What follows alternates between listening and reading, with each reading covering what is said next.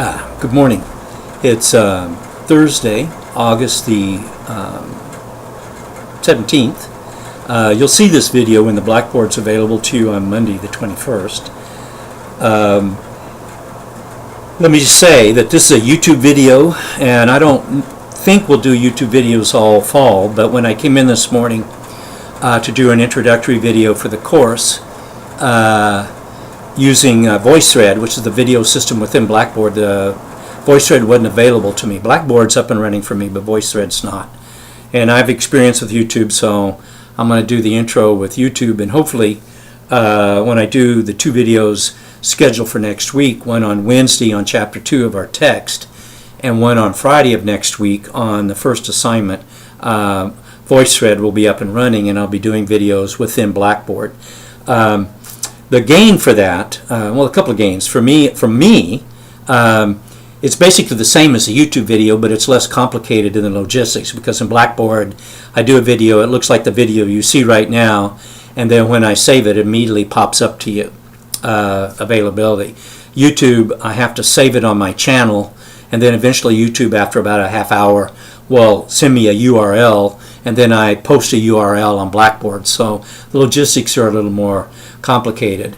But the other good thing about VoiceThread is that it is a voice thread, so that when I do a video, of course with a voice embedded in it, I can post it, and then one of the ways, should you decide to do it, there's no requirement on this, but should you decide to do it, you could VoiceThread back. You'll see when you get into the system that you can create your own VoiceThread and make a comment on mine, or make a comment on VoiceThread about something.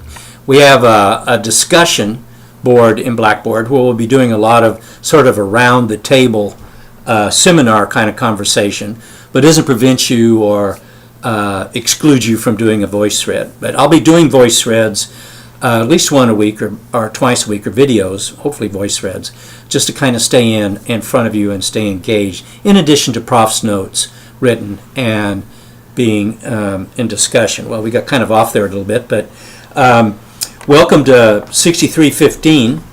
For two or three of you, this is your first course. Well, you may be taking a theory class this fall, but this is your first semester in the MA program in SOCI, so welcome to the program and welcome to 6315. For three or four others of you, this may be your second or third course. One or two of you began in the summer. This will be then your second semester. And two or three of you began in the spring. So this will be like your third semester. So welcome to everybody in to the fall. Let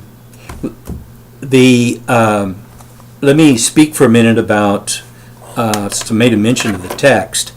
We have two texts for the fall. 6315, let me kind of scoot up here a little bit.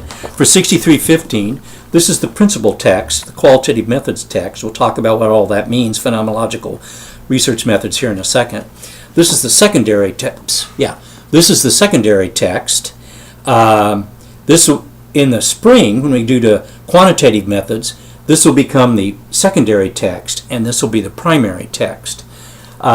The reason I speak to it that way is that the qualitative methods in the fall and the quantitative methods in the spring is a mixed methods approach, increasingly common in social sciences practice and research, where we focus first on exploring an issue from within, inside the social phenomenon, as qualitative methods, and then doing that study in terms of searching out meaning by listening to the voice of those who are our co-researchers, the residents of that phenomenon. We're talking about neighborhood, let's say the residents of a neighborhood of interest to us. And then in the spring, we recast those findings into a probabilistic survey, where we might go back into the neighborhood and do a random sample and ask a series of questions. But we couldn't really, in a legitimate way, I mean, people do it all the time, right? But really, the preferred way is not to start with a quantitative method. Who are you and I to know the life of inside of a neighborhood? Let's speak to the west side of San Antonio, since this is where the university is. Who are we to know? Even though we are kind of residents here and students and faculty inside the university, we're not residents of the west side. So how can we speak of the West Side residents? We couldn't develop a questionnaire of issues related to population health without first paying attention to how the people who are truly residents of the West Side see population health. What do they see as the issues? And then we would capture their voice in the questionnaire. But a lot more about that later in the semester, and certainly in the spring of next year. What we're doing in the spring or this fall is the Transcendental Phenomenological method. If one of the things you can think about would be that the social phenomena of interest to social scientists are essentially invisible. We don't have the luxury of a physical scientist, let's say luxury, right? Where the physical objects of interest to a physical scientist are readily available to the sensory apparatuses of us human beings. Now, it may require a telescope to see a galaxy, or it may require a microscope to see a microbe. But ducks and frogs and trees and that sort of thing are readily available as physical objects to our sensory apparatus. Whereas, as social scientists, the social phenomena of interest to us are invisible. Now, we may have, let's say, the geography of the neighborhood, let's stay with the West Side, the geography, bounded geography that somebody has defined as the West Side. Maybe it's bounded on the north by Culebra, on the south side by Laredo Street, on the east side by Colorado Street, and on the west side by General McMullen, and within that is the West Side neighborhood. Now, as researchers on the outside and practitioners on the outside, Culebra is for us a boundary. We have to figure out how to cross that boundary into the neighborhood and listen to the voice of those that are within the neighborhood. For those that are within the neighborhood, Culebra might be horizon. From the inside looking out, that would be a horizon. Somewhere off there is the northern end of their neighborhood. We get inside the neighborhood, we might find that there are differing views from within the neighborhood as it's actually what constitutes those horizons, and from the outside the boundaries. More on that as we go through the semester. But the important thing here for us is that how do we as practitioners, how do we see neighborliness? We understand the geography of it, but how do we see, that with italics, the neighborliness that is going on within those boundaries? How do we see it from within those horizons? We know, the assumption is here, just like it is in the physical scientists at Mess Hall, that the frog transcends them. In other words, the frog is not some figment of their imagination, but it is indeed something that transcends and is outside them. The frog is out here. As in transcendental phenomenology, in other words, that frog is a physical phenomenon that is outside and transcends the biologist. Here, as social scientists and sociologists in particular, our social phenomenon, we say, transcend us, the neighborliness of the West Side, even though we cannot see it, like the physical science can see the frog, transcends us. We assume it is present. And so then what we do, the practice of the transcendental phenomenology, is creating an opportunity for that invisible phenomenon to appear. For us to begin to have a conversation of what are the indicators of its presence? How do we define the dynamic of the neighborliness within the West Side?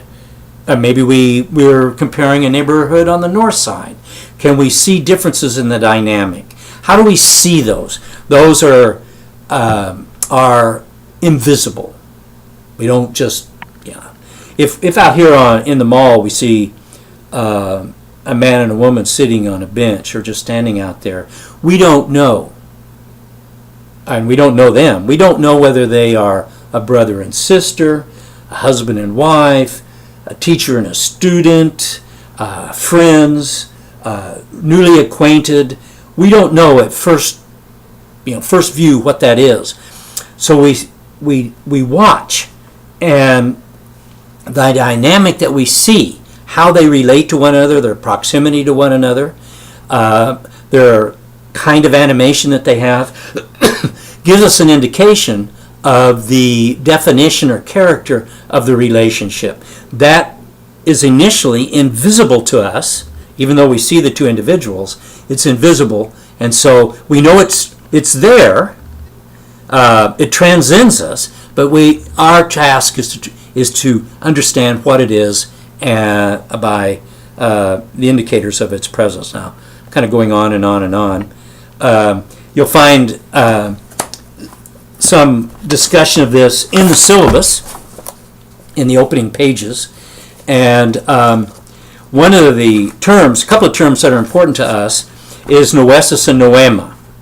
Now, these sounds like strange words indeed, and probably cool words for Scrabble, right? But it's a way to stay within the phenomenological concept and theory. The noesis is our particular perception. I might see those two people out there as a married couple, and what my noesis is, how I interpret them, and the noema is what I see. And you'll see that there is some discussion of those two terms in the syllabus. And the first couple of pages, there are some presentations about what the course is about. We have a class discussion, which will be on discussion board. I've already posted a discussion thread with some instructions on how to go about doing that. And there is a rubric in the syllabus for guidance and discussion. We have 4 practice assignments over the course of the semester, and they're practices that are how to help us to pay attention, how to open us up to the voice of the population or the neighborhood or the group of interest to us. Seems like the thing is getting darker here, but I'm not sure what's going on. Let's hope it holds out, right? Since VoiceThread didn't work quite so well. We've got the Transcendental Phenomenological method coming up on September the 8th, and I'll talk a little more about that. You'll see a description of it up there now on Blackboard. And then we have 3 more assignments that we'll do during September and early October. And then we have a practice project. The practice project is a qualitative, a small qualitative study of phenomenon of interest to you. For example, my son-in-law is a first responder with a fire department in Austin, and maybe a practice project would be an interview of him and some of his associates in terms of the stress that they encounter, the emotional stress that they encounter in their first responding. But we'll talk more about that later. Then I've posted some other dates of interest at the end of the syllabus. I feel like this is very incoherent. But anyway, it's a way to get started, eh?